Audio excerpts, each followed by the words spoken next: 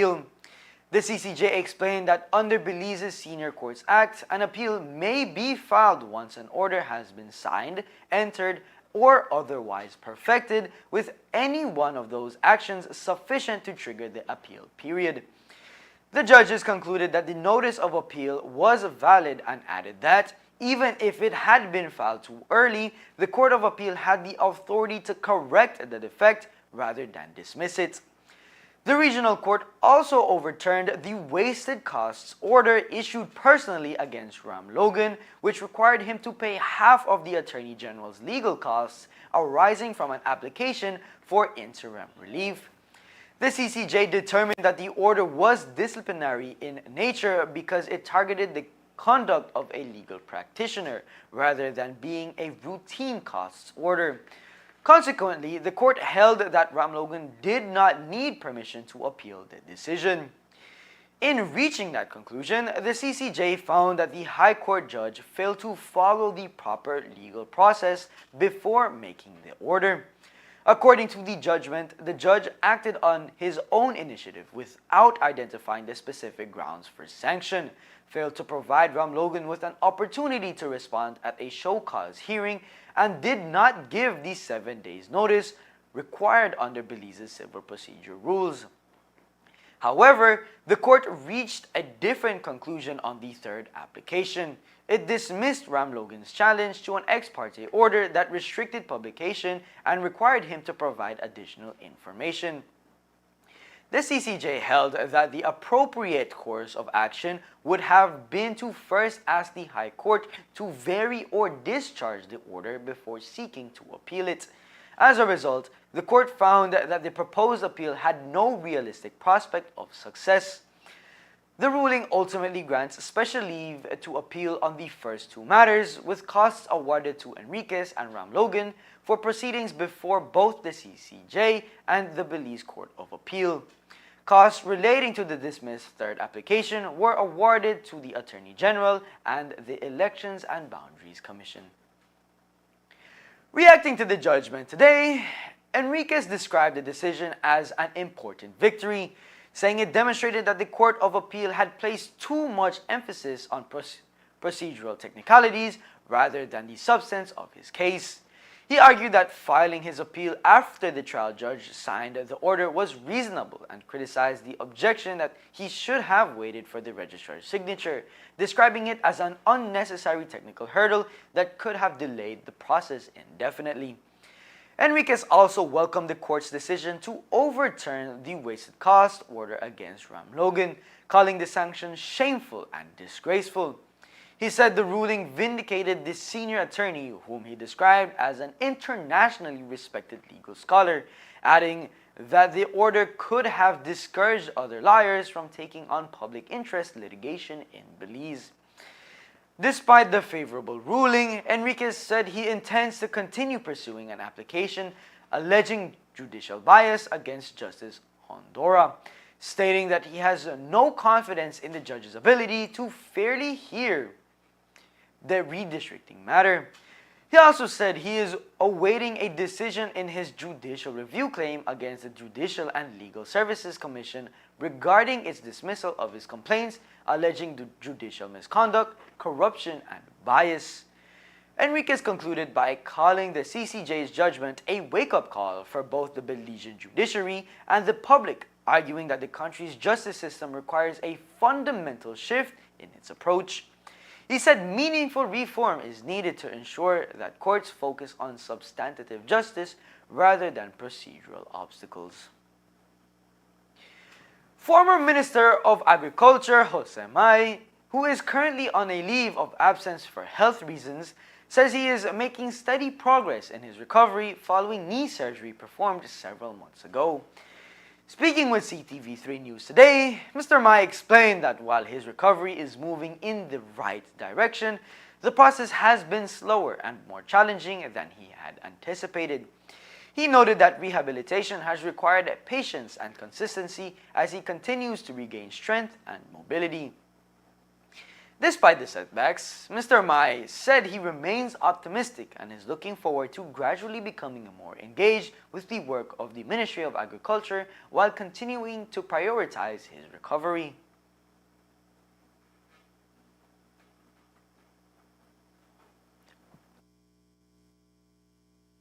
Recovery has been very slow. I thought it would have been quicker. It's not. I've done therapy for a long time now. I stopped therapy 2 weeks ago. I'm tired of it, actually. But I think I have to go back to therapy. You have good days, you have bad days. If I stand too much on it, it gets painful. Then it swells. And so it's taking longer than I expected, to be honest. So this is the 4th month now, the 10th of June, July. We have 4 months. So I thought it would have been over like a month and a half, but it's not. So I just have to be patient. Because you can't do what you regularly do. But I'm hopeful it'll get better in the next month or so. I'm hoping. But I've noticed that you have tried to also be involved in matters of still the Ministry of Agriculture. Yeah, I'm not a person that can stay at home and do nothing. I'm not that type. I have to be around. I think one of the greatest discomfort is to stay at home and watch TV all day or do nothing at all or read. I read a lot of YouTube videos on agriculture, sustainable agriculture, soil health. You've got to learn something. But when I have time, I go to the field. I go to my farm sometimes. I attended a few events of the Ministry of Agriculture. But I have to be careful who I move around, not to do any foolish thing that will cause trauma to the leg again. I'll be very careful. At this point in time, there is no indication if or when Mr. Mai would make a return to government. Former Minister of Agriculture, Jose Mai, also weighed in on the recent developments within the government of Belize that have seen 2 of his former cabinet colleagues placed on administrative leave pending ongoing investigations. Speaking to the media today, Mr. Mai said he would not pass judgment or condemn his colleagues while the matter remains under review. He stressed that the appropriate processes should be allowed to take their course before any conclusions are drawn. Mr. Mai acknowledged that recent events have highlighted areas within the government system that may require closer scrutiny and possible reform to strengthen accountability and transparency. However, he expressed confidence in the direction of the Briceño administration, saying he believes the government remains committed to addressing any shortcomings and doing what is necessary to maintain public trust. I look at it. It's worrying. I think there is still room to improve some of the regulations. Procedurally, I think there are some weaknesses in the system. I don't condemn any of my colleagues. I won't do so. And those who want to do so, best ensure that they have the moral authority to speak. I won't speak on the details because it's still under investigation. And I hope that this is a learning process for everybody. There are weaknesses in the system and it must be addressed. Now, the UDP is the last organization that should speak on corruption. They have no moral authority to speak on this matter. Whatever is happening now occurred for 13 years under the UDP, and nobody said anything. I'm not justifying. I'm just saying that there are weaknesses in the system and we must fix it as soon as possible. Authorities Authorities across Taiwan are on high alert as Typhoon Bavi moves closer to the island, bringing the threat of torrential rain, strong winds, and widespread disruptions. Although the powerful system is forecast to track through waters just north of Taiwan rather than making a direct landfall, meteorologists warn that its immense size will still have a significant impact across much of the country. The typhoon is advancing at approximately 27 kilometers per hour and could dump as much as 700 millimeters of rainfall within a 24-hour period. Forecasters expect the most dangerous conditions to occur from today into tomorrow, prompting extensive preparations nationwide. Among those preparing for the storm are Belizeans living in Taiwan, including several students who have stocked up on food and other essentials while remaining indoors as authorities urge residents to stay safe.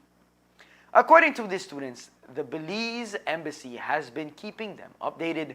Despite the warnings surrounding the storm, the weather has so far been less severe than anticipated. As a precaution, officials have suspended work and classes across Taipei and several other cities. Nearly 29,000 troops have also been placed on standby to assist with flood prevention efforts, emergency response, and rescue operations if needed. According to Taiwan's Central Weather Administration, Typhoon Bavi is the largest storm by size to threaten the island since 1987. Meteorologists say storms of this magnitude have become increasingly uncommon, leading authorities to urge residents across the island, even those outside the projected path, to remain vigilant and complete preparations ahead of the storm's arrival. Coming up next, classes are out and summer programs take over. We take you to San Esteban and Yo Creek, where two programs came to a close today. Stay tuned. Money travels fast, so make sure you check it before you spend it. Here are 4 easy ways to know your money is real. Look, feel, tilt, and check. Look closely at your note by holding it to the light to see the watermark and the note value. Notice how the see-through image completes itself perfectly. Feel for authenticity. Run your fingers over the raised portrait and the bars on the edges. 1 bar for the $2 and up to 6 bars for the $100. Tilt the note to see the hidden value appear. Look for the moving images on the security thread and holographic shimmer on higher denominations. Check closely. Use UV light or a magnifying glass to find hidden images and microtext. Remember, handling counterfeit money is illegal. If you spot a fake, report it to the police immediately. Look, feel, tilt, and check. Know your money. Check it before you spend it. A message from the Central Bank of Belize.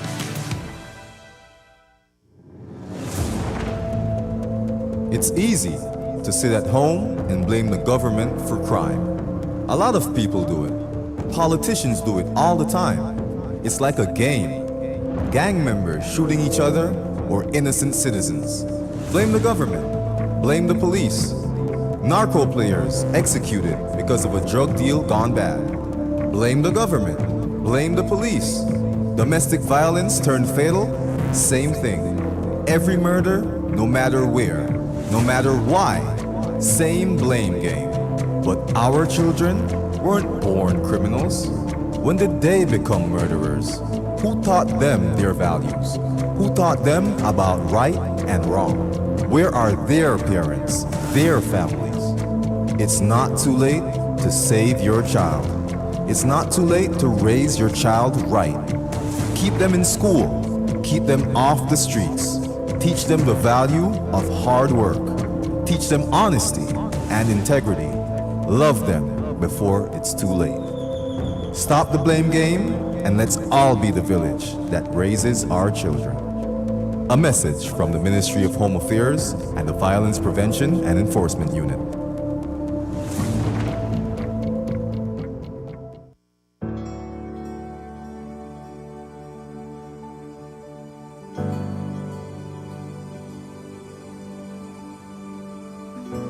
There's going to be 5 modules that we will be looking at. The first one would be the duties of traffic wardens, power of arrest, and the legislative amendments as it relates to DUI.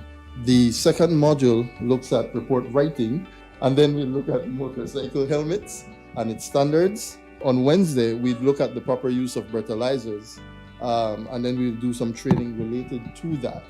On Thursday, we then look at electronic evidence as it relates to the changes in legislation and the use of the body cams and dash cams. And on Friday, of course, we'll be doing a simulation on a case file preparation.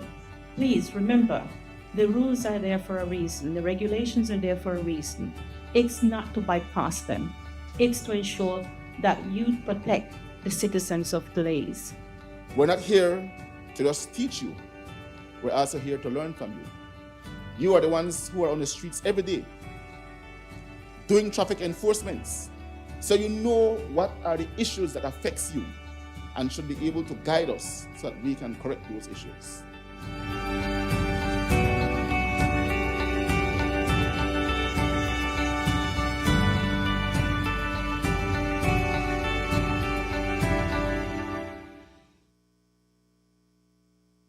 Residents who have relocated to a different electoral division are being encouraged to update their voter registration as the annual transfer of electors period gets underway. The Elections and Boundaries Department has announced that the transfer window opened on July 1st and will remain in effect until August 31st. The annual exercise gives registered voters who have changed their place of residence the opportunity to transfer their registration to the electoral division where they now live. And so this is the only time throughout the year that persons who are registered electors can transfer from one electoral division to another. This exercise is extremely important because many times we hear people complain about persons actually voting where they no longer reside. And I want to encourage the public and specifically registered electors, if you have moved, then go into the Election and Boundaries Registration Office in the division where you now reside. The law provides and it states that those persons shall inform the Election and Boundaries Department.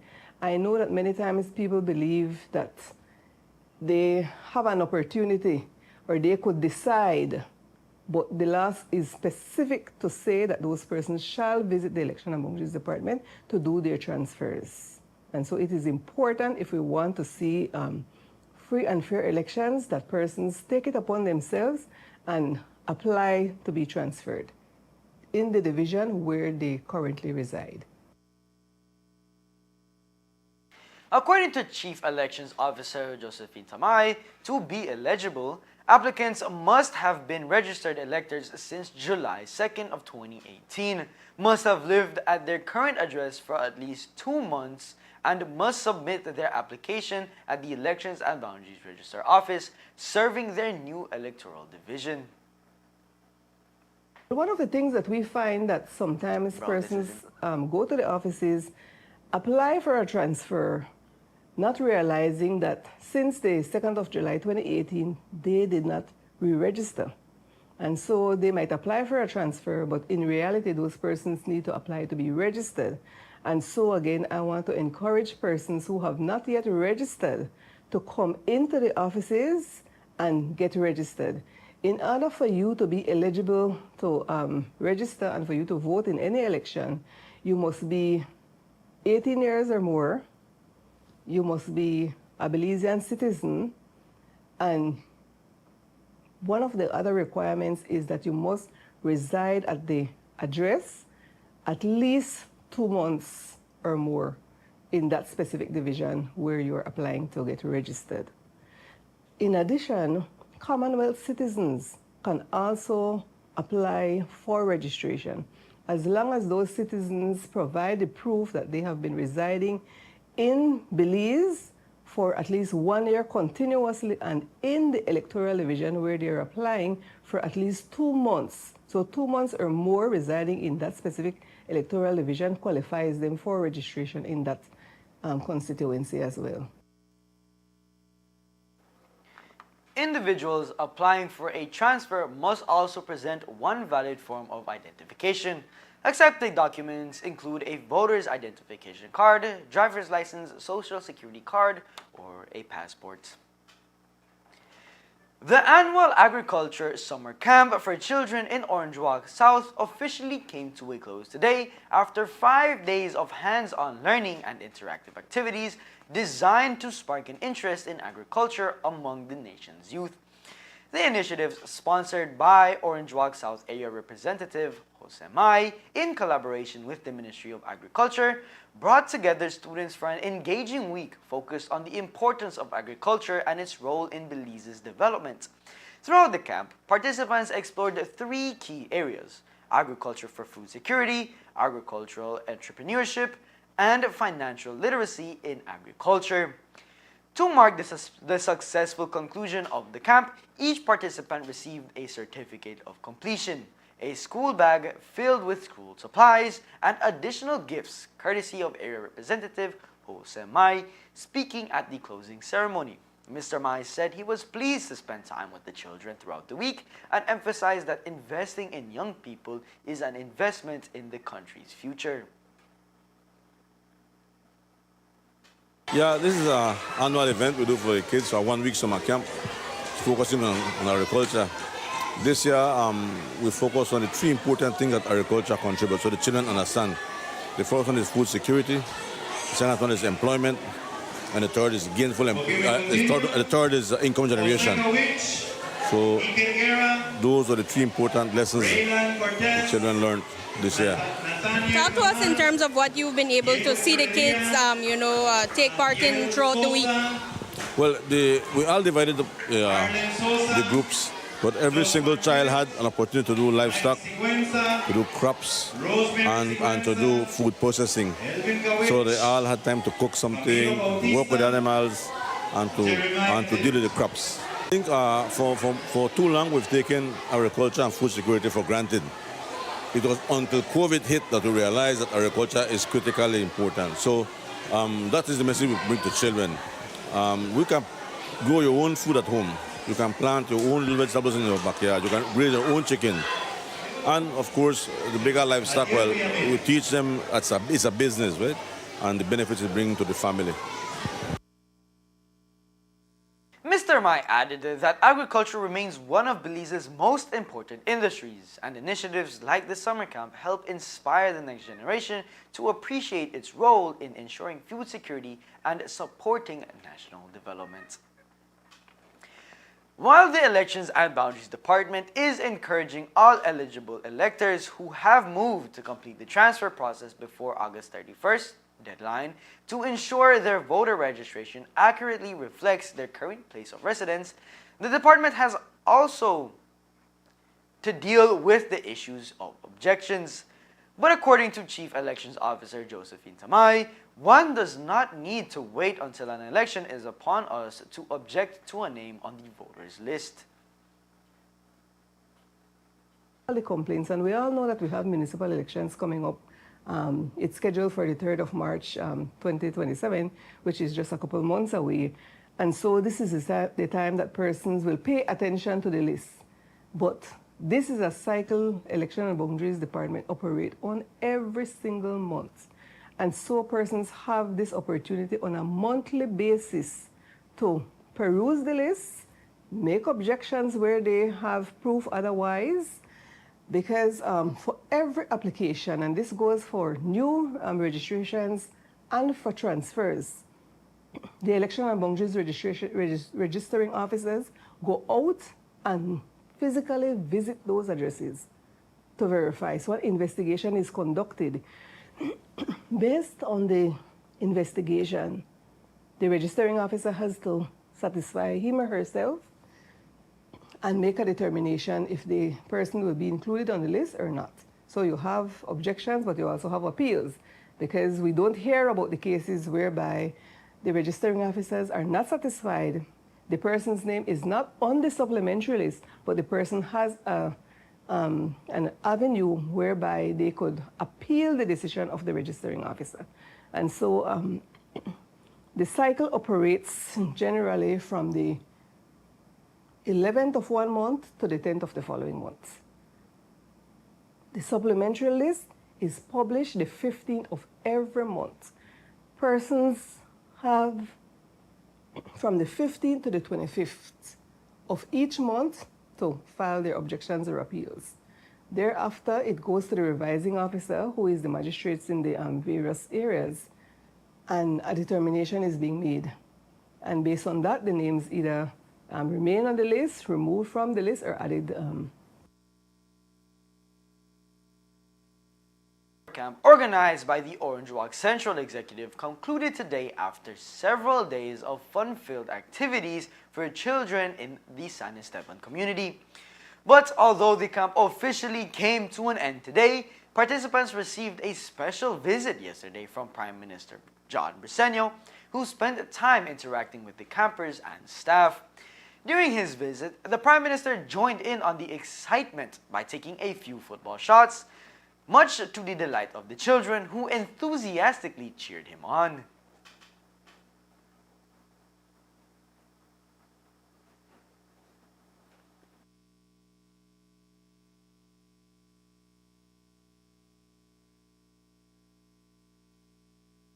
Actually, I'm quite I'm very excited that that the kids are coming out and they come out in large number. And I guess, well, World Cup is on, so a lot of kids are out here playing football. A number of them have their Messi and Argentina T-shirt. Provided participants with an engaging and safe environment where they enjoyed recreational games, sports, educational activities, and opportunities to build friendships throughout the week, according to the Prime Minister. Actually, I'm quite I'm very excited that that the kids are coming out and they come out in large number. And I guess, well, World Cup is on, so a lot of kids are out here playing football. A number of them have their Messi and Argentina T-shirt, of course, over the one that we give them for the summer camp. And it really warms my heart, as I told them, or what I said this morning in the Despierta Belize, that, we're trying to have activities for the children because now they are home, they're bored. When I asked them, so what happened when you're home all day? One kid said, I'm bored. I said, what happened when you get bored? You're bored. He said, get into trouble. So we're hoping that they come out here, they play football, they learn the techniques of football, and then they get tired. So when they go home, they eat and then they rest, and they'll give their parents a lot of problems. Right. And just now we saw the art, where they're teaching them and showing them, which is quite exciting. I'm so happy that the committee, also the San Esteban Village Council, Rosie and her team also helped us to organize this, and for us to be out here to making this a success. Organizers expressed their appreciation to the volunteers, parents, and supporters who helped make this year's camp another successful event, while participants left with lasting memories of a week filled with learning, laughter, and fun.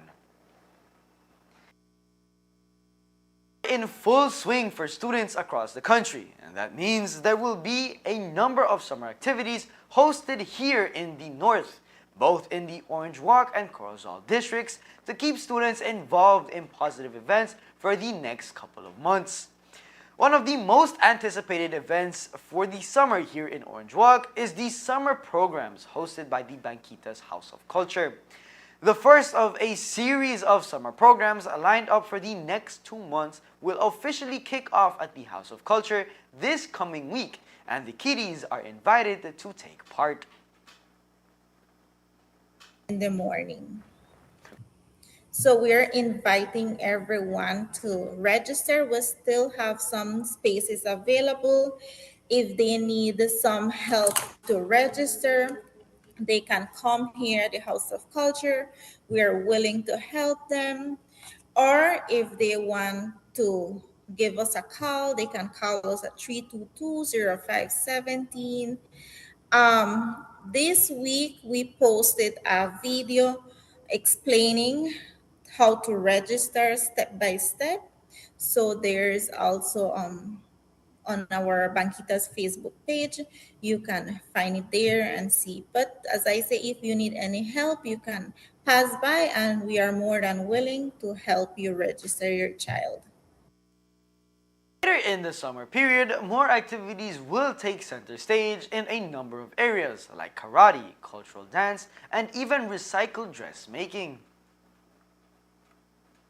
To the 31st, it's 2 weeks from August 3rd, July 27th to the 31st, and then August 3rd to the 7th from 9:30 to 11 in the morning. And also, we will be having robotics as well. We know many kids love robotics, so there will be in the program as well. And that will be in collaboration with the Department of Youth Service, and that will start the same July 27th to the 31st. That will be 1 week from 8:30 to 11:30. So this one will be hosted at the Department of Youth Service. So if anyone is interested, the location will be at DYS. And then this year we also included puppetry with Mr. Brad Moore. That will start on August 3rd to the 7th, and the time will be from 1:30 to 4. Also, we have the recycled fashion art with Miss Estelita Carlos, and that is made every year with children with disabilities. And that one is also in collaboration with the Department of Youth Service. It will start on August 10th to the 14th from 1:30 to 4 in the afternoon. At the end of the summer lineup, the House of Culture will also be hosting its annual showcase extravaganza, where all the students will be showing off what they learned for the summer. Week we are going to be with music with Miss Julie Ken. She is a music teacher and the director of the marching band at Muffles College High School. There we have the guitar, the recorder, and the piano. So we still have spaces for piano and recorder as well. In case the child wants to register and doesn't have a recorder, we have available here at the House of Culture so that they can use, thanks to the donation of Miss Nalita Sambola Doherty that make those donations to the House of Culture. And that will start July 20 to the 31st as well, 2 weeks. The time will be from 9:30 to 10:30 in the morning. Limited spaces are still available for these exciting programs. You can reach out to the House of Culture for more information on how to sign up. There is more news after the break. Stay tuned.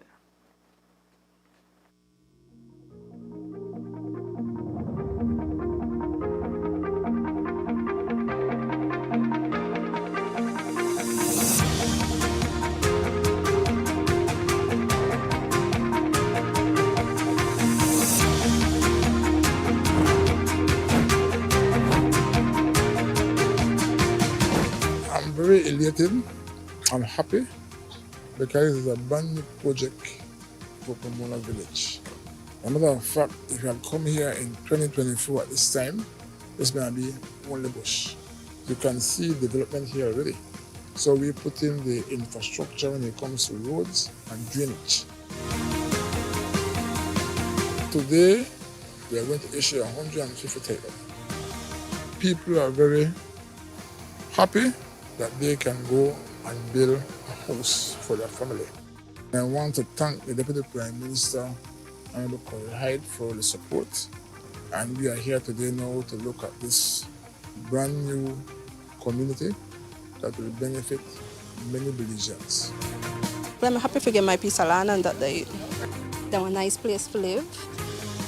You have your own land I appreciate what they did for me. I'm happy for the land.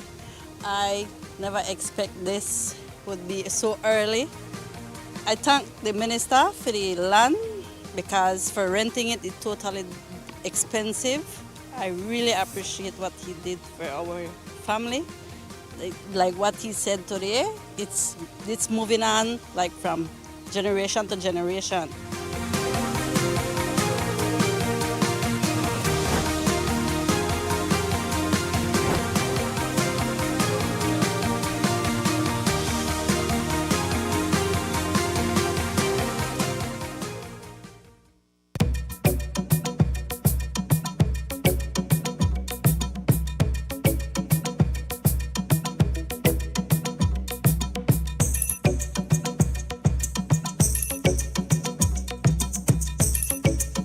In many ways, today sets a tone for the months ahead. The theme we unveil this afternoon will become the thread that connects our celebrations across every district, across every community, and across every generation. We have different traditions, food, histories, but those differences don't divide us. Instead, they have become the story we tell together. And that story is what visitors fall in love with. Our barrier reef, ancient Maya sites, and rainforests attract visitors to our shores. But ask them what they remember most. The answer is almost always the same: the warmth of the Belizean people. Every Belizean has a story. Every Belizean has something to contribute. Every Belizean, in both ways, great and small, helped to shape this nation. Sometimes, in the rush of daily life, we forget to be grateful.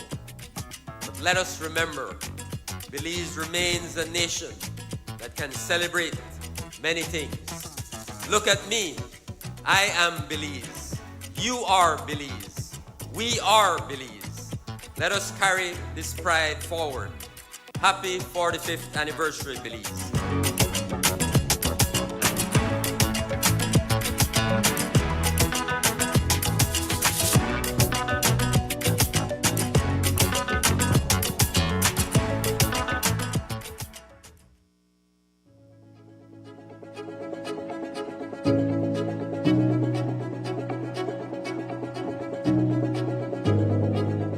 At the beginning, it was a bit challenging because it sounded so good and so promising that I think people were reluctant in embracing the idea.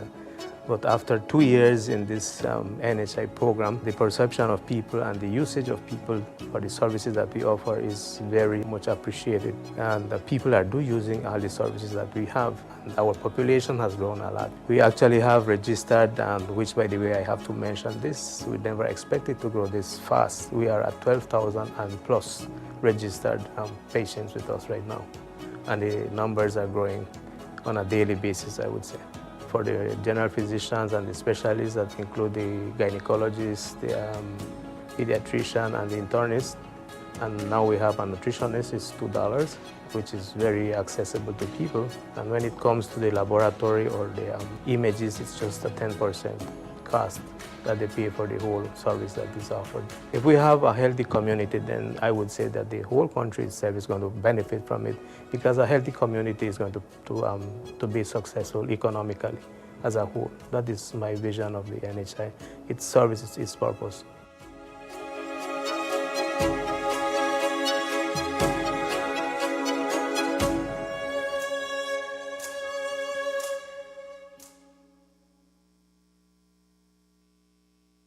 Belize has officially assumed the pro tempore presidency of the Council of Ministers of Health of Central America and the Dominican Republic, COMISCA, taking over the regional leadership role from the Dominican Republic at the end of its 6-month term. The transition took place on Thursday, July 10th, during the ordinary meeting of COMISCA.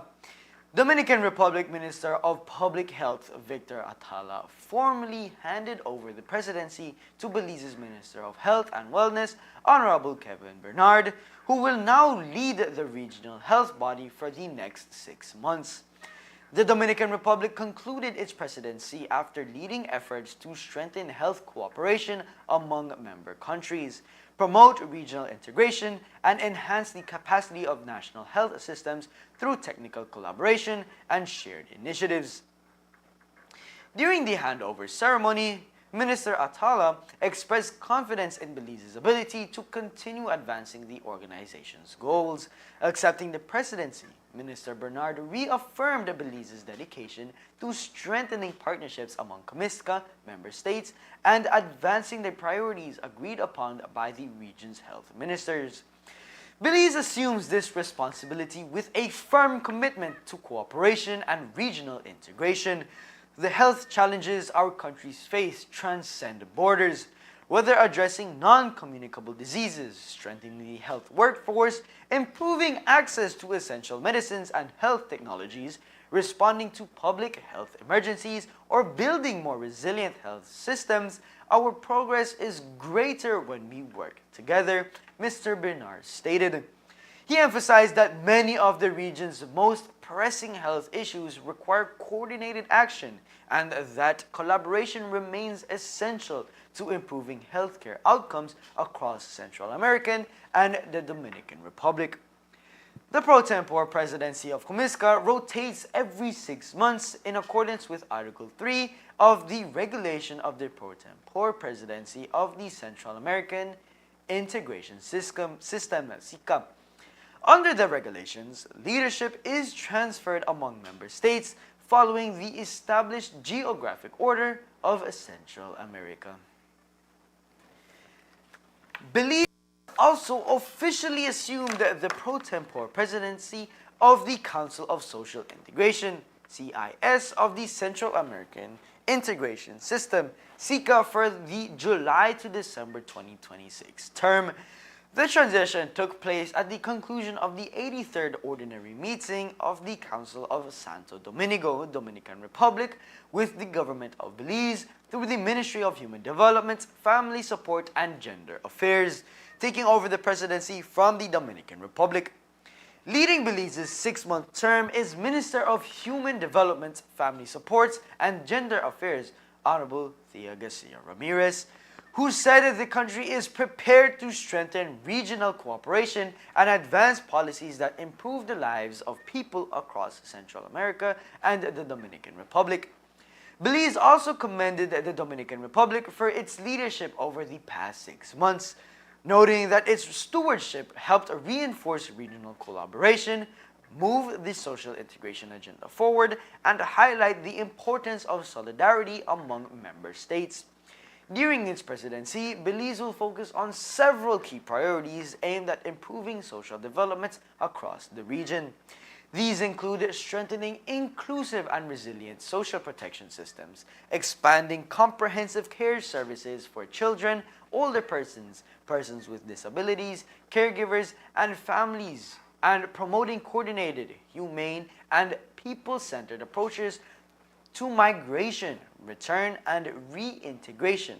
As pro tempore president, Belize will oversee the implementation of decisions and agreements adopted by the Council of Social Integration while supporting the execution of the Secretariat of Social Integration of Central America (SISCA) strategic plan. The country also intends to encourage evidence-based policymaking, greater knowledge sharing, and closer collaboration among SICA member states. And that's the news. We invite you to join us for another newscast on Monday, July 13th, here on Ctv3 News and Fiesta FM 106.7. Remember that to read a text version of the news, you can visit our website at www.ctv3belizenews.com. You can also log on to our Facebook page for current stories at facebook.com/ctv3belizenews. Or you can visit our YouTube channel at Ctv3 News BZ. From all of us here at Ctv3, have a safe and pleasant weekend. Thank you for watching and listening, and have a splendid night.